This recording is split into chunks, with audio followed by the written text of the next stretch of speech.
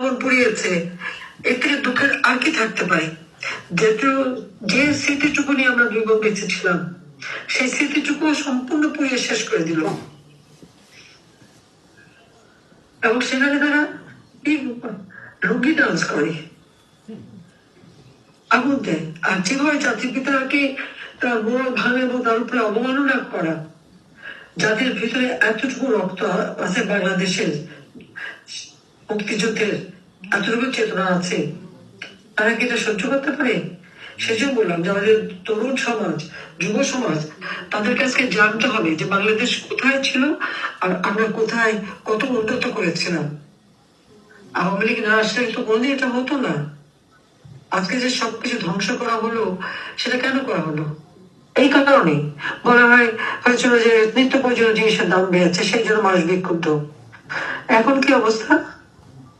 আমাদের সময় তো খাবার পেত। 1 কোটি পরিবারকে আমরা কার্ড দিলাম মাত্র 30 টাকা কেজিতে চাল, আর 58 লক্ষ পরিবারের জন্য করেছিলাম মাত্র 15 টাকায় 15 কেজিতে চাল কিনতে পারবে। বয়স্ক ভাতা, বিধবা ভাতা, প্রতিবন্ধী ভাতা, মুক্তিযোদ্ধা ভাতা দিয়েছি, সব বন্ধ। 43 লক্ষ কার্ড বাতিল। ওই টাকাটা মেরে খেয়েছে, আর কিচ্ছু না। ওই ইউনুসগণ মেরে খেয়েছে, এটা বাস্তব।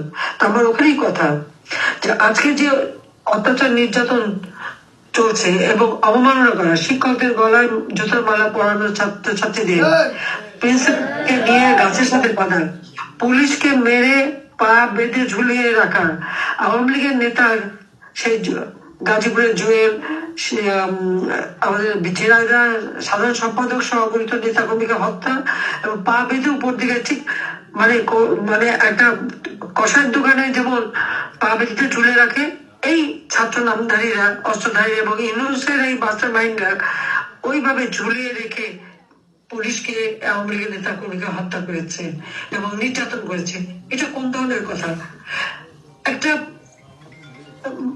অন্তঃসত্ত্বা পুলিশ কনস্টেবল মাপ চেয়েছে, ভাই আমাকে মাপ করেন, আমার পেটে বাচ্চা, আমাকে মাপ দেন। তাকে পিটিয়ে পিটিয়ে মেরেছে, পিটিয়ে পিটিয়ে মারো, গত কয়েকদিন আগে মারলো।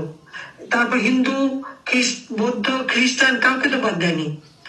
প্রত্যেকের 11টা গির্জা ভেঙেছে, মন্দির ভেঙেছে, বুদ্ধ মঠ ভেঙেছে। এবং হিন্দুরা যখন আন্দোলন করলো, সেই ইসকনের লিডারকে গ্রেপ্তার করেছে এবং অমানবিক অত্যাচার শুরু করেছে তাদের উপর। এই মানে সংখ্যালঘুদের উপরে এই অত্যাচার কিসের জন্য? কেন তাদের উপর এইভাবে নির্মম ভাবে তাদের অত্যাচার করা হচ্ছে এবং তাদের উপর হামলা করা হচ্ছে? সেটাই তো প্রশ্ন। একদিকে সংবাদের লঙ্ঘনে ক্ষমতায় গেছে, জোরে ছিল ক্ষমতায়, কি করেছে? তার বিরুদ্ধে দুর্নীতির মামলা হয়েছিল 6টা, সাথে সাথে সেই মামলা বাতিল। 666 কোটি টাকা তার কাছে ট্যাক্স, আর কি কোনো সম্পত্তি এত ট্যাক্স আর করবে, সেই ট্যাক্স সে দেবে না, সেটাও মানে বাতিল করে দেওয়া হয়। আবার অন্যকে বলে ট্যাক্স, তুমি ট্যাক্স ব্যবসা বাণিজ্য করে তোমার ইন্ডাস্ট্রি থেকে শুরু করে এত কিছু, আর সেখানে তুমি অন্যদেরকে বড় ট্যাক্স দিচ্ছে। এটা কথা বললো। আজকে একটা মানুষকে অপমান করতে করতে এমন জায়গায় সংসদ ভবন যেমন আক্রমণ, সেই সাথে সাথে প্রধান বিচারপতি লাঠি সোটা নিয়ে তার ভাই আক্রমণ এবং হাইকোর্টে আক্রমণ। বিএনপি জামাত যা ছিল তারা এই কথা ভুলে যায় কেন? যে দিন এভাবে থাকে না, দিন পরিবর্তন হয়। কিন্তু এই যে লাঠি সোটা নিয়ে ছাত্ররা যে অপমান করা এবং দেশের কোনো মানুষ সম্মান সে পদত্যাগ করেছে, পদত্যাগ করেছে, বাকি যারা পদত্যাগ চায়নি তাদেরকে সরিয়ে দেওয়া হয়েছে এবং সব জায়গায় দলীয়করণ, সব জায়গায় বিএনপি আর জামাতের লোক বসানো। কাজে ন্যায় বিচার পাবার যে অধিকারটা মানুষের, সেই ন্যায় বিচার পাওয়ার অধিকারও নেই। সংসদ সে ন্যায় বিচার পাওয়ার অধিকার নেই। আর এক্সিকিউটিভ অথরিটি হেড হিসেবে আমি তো পদত্যাগও করার সময় পাইনি, এমন ভাবে আক্রমণ করা হলো, কাজে আমিও সরে আসতে বাধ্য হলাম। এবং আজকে যে নির্বাচন কমিশন, প্রথম আইন করে আমরা নির্বাচন কমিশন গঠন করলাম, সেটা পছন্দ হলো না। হাবিবুল আউয়াল সাহেব তো কোনো রাজনৈতিক দল করতেন না, কিন্তু এখন যাকে বসেছে সে কে? সে কোন দলের সেটা তো সবাই জানা আছে। অর্থাৎ সেখানে এখন দলীয়করণ হলো। মানবাধিকার কমিশন, সেই কমিশন বাতিল।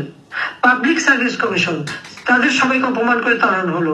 প্রত্যেকটা প্রতিষ্ঠানের যারা দায়িত্বরত ছিল তাদেরকে অপমান করা। সচিবরা, তারা তো চাকরি করে, যে সরকারে থাকে সরকারি হুকুম মানে, তাদের কি অপরাধ? তাদের হাতে হ্যান্ডকাপ দেওয়া। আওয়ামী লীগ নেতা ৮০ বছর বয়স, সাবেক মন্ত্রী, এমপি, তাদের হাতে হ্যান্ডকাপ দেওয়া। এবং শুধু তাই নেই, এদেরকে যখন কোর্টে নেয় তখন তার উপরে মারে। এমন ক্যান্সার জীবাণু হাসপাতালে চিকিৎসা করতে গেছে, ওই হাসপাতালে যেটা চিকিৎসা ওই আন্দোলনকারী তার উপর হামলা করে। কিন্তু হামলা করে কেন? আমি এই যারা হামলাকারী তারা জিজ্ঞেস করি, তোমাদের গুলিটা কে দেখছে? তো ওই মাস্টার মায়ের ওই মেটিকুলাসলি ডিজাইনের অংশ হিসেবেই তাদেরকে গুলি করা হয়েছে। এটা উপলব্ধি করতে হবে। আজও কারো একদিন নিশ্চয়ই বলবে হবে, আজকে একদিন নিশ্চয়ই এই সমস্ত কিছু জনগণের সামনে আসবে। আজকে চাকরি বাকরি সব বন্ধ, নিয়ম বন্ধ। কোন নিয়ম ছাড়াই ৮০,০০০ লোকে চাকরিতে ঢুকিয়েছে। আর ওদিকে আসন্ন ২ বছর ২৬ লক্ষ ইন্ডিয়ানকে চাকরি দিয়েছি। এখন ক্ষমতা আছে ২৬ লক্ষকে চাকরি থেকে বের করা যায় না এখন পর্যন্ত। ধোকাবাজি দিয়ে মানুষকে বিভ্রান্ত কেন করলো সে? আয়না ঘর কোথায়? আয়না ঘর এখন তো আয়না ঘর, এখন গোটা বাংলাদেশে আয়না ঘর হয়ে গেছে। গ্রাম পর্যায়ে পর্যন্ত আমাদের নেতা কর্মীদের আগ্রহ এবং